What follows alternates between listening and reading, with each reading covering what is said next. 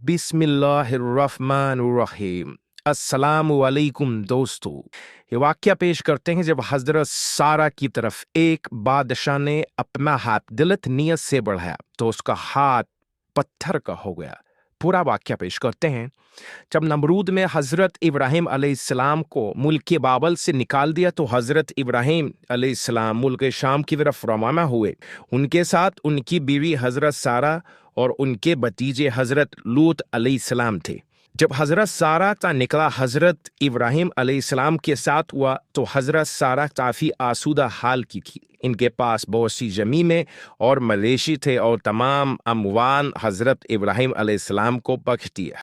हज़रत इब्राहिम अलैहिस्सलाम ने अपनी महारत से तमाम उमूर की इस्लाह की, मवेशियों को और ज़राअत से तरक्की हुई, यहाँ तक कि बाबुल में किसी भी हाल उनसे बेहतर नहीं था। इसलिए यह सारा माल नमरूद ने हज़रत इब्राहिम अलैहिस्सलाम से लेने की कोशिश की। हज़रत इब्राहिम अलैहिस्सलाम हज़रत लूत और हज़रत सारा को लेकर चले गए और कहा, मैं अपने परवरदिगार की तरफ यानी बैतुल मुक़द्दस की मैं जा रहा हूँ, वो अनक़रीब मेरी रहबरी करेगा। हज़रत इब्राहिम अलैहिस्सलाम एक गयूर इंसान थे, इसलिए उन्होंने इस सफ़र में अपनी बीवी हज़रत सारा को एक संदूक में बंद कर दिया ताकि वो गैर मर्दों की नज़रों से हिफाजत दे रहे। लेकिन रास्ते में कुछ मुल्क यानी मिस्र में पहुंचे जिस पर एक अरब बादशाह हुकूमत करता था। इस मुल्क की सरहद पर एक सिपाही ने हज़रत इब्राहिम अलैहिस्सलाम को अपने माल का महसूल अदा करने के लिए रोक लिया। वो आपके सामान की जांच पड़ताल करते उस संदूक के पास पहुंचा और बोला, इस संदूक में क्या है? हज़रत इब्राहिम अलैहिस्सलाम ने कहा, फर्ज करो ये संदूक सोने चांदी से भरा है और इसके लिए कुछ तुम जो चाहते हो मैं तुम्हें दे दूंगा, लेकिन तुम इसे मत खोलो। उसने कहा, जब तक संदूक मैं खोलोगे इसका हिसाब नहीं हो सकता। ही असना ने उसने संदूक को खोल दिया। जब उसकी नजर हजरत सारा के हसीनो जमाल चेहरे पर पड़ी तो कहने लगा, अब तो मैं जब तक तुम्हारे इस औरत के बारे में बादशाह को इत्तला ना दे दूं, मैं आगे तुम्हें बढ़ने नहीं दूंगा।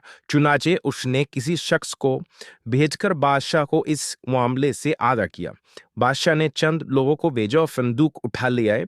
हज़रत इब्राहिम अलैहिस्सलाम भी साथ चले और फरमाया कि जब तक मेरे जिस्म में जान बाकी है मैं संदूक से जुदा नहीं होऊंगा। जब बादशाह को यह इत्तला दी गई तो उसने हुक्म दिया कि इब्राहिम को भी ताबूत के साथ आने की इजाज़त दे दी जाए।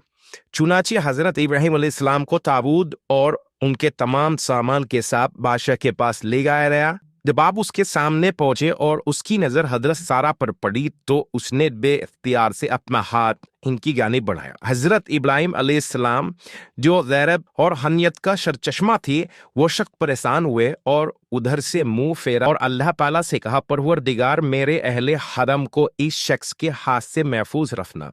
उसी वक्त बादशाह का हाथ सूखी लकड़ी बन गया और उसने हज़रत इब्राहिम अलैहिस्सलाम को मुखातिब होकर कहा, ए तुम्हारे खुदा ने मेरा हाथ खुश्क कर दिया है।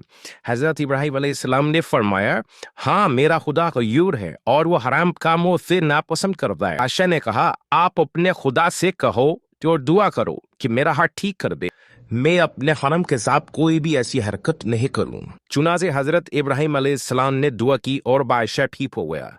तहम उसने दोबारा हज़रत सारा की जानिब देखा और अपना हाथ उसकी तरफ बढ़ाया। इस पर पहने की तरह उसका हाथ फिर खुश्क हो गया, फिर लकड़ी का बन गया।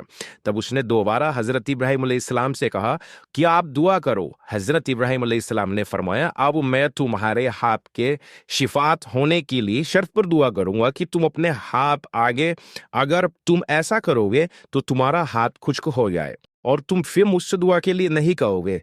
बादशाह ने शर्त मान ली। तब हज़रत इब्राहिम अलैहिस्सलाम ने कहा, ये परवरदिगार अगर ये सच कह रहा है तो इसके हाथ, इस पर बादशाह का हाथ अपनी असल हालत में आ जा। इसने हज़रत इब्राहिम अलैहिस्सलाम की बड़ी ताज़ीम और तरकीब की और कहा कि तुम बेखौफ रहो, तुम्हारी हुर्मत या तुम्हारे अमवाल से अब मैं बात करूंगा, लेकिन तुमसे मेरी एक हाजत है। इब्राहिम अलैहिस्सलाम ने पूछा, वो कौन सी हाजत है? बादशाह ने कहा, मैं अपनी बेटी को बतौर तनीज हजरत सारा को देना चाहता हूँ।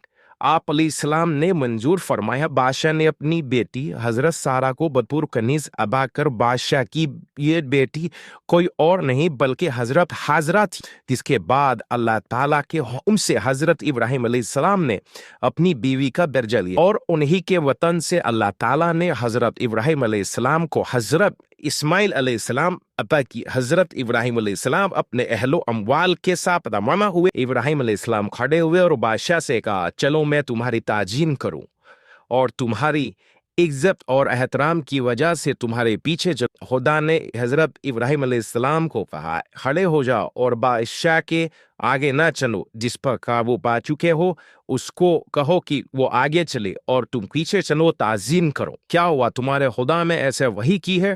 حضرت ابراہیم علیہ السلام نے کہا ہاں اس نے. میں گواہی دیتا ہوں کہ تمہارا خدا صاحب جلال مقرر اور کریم ہے.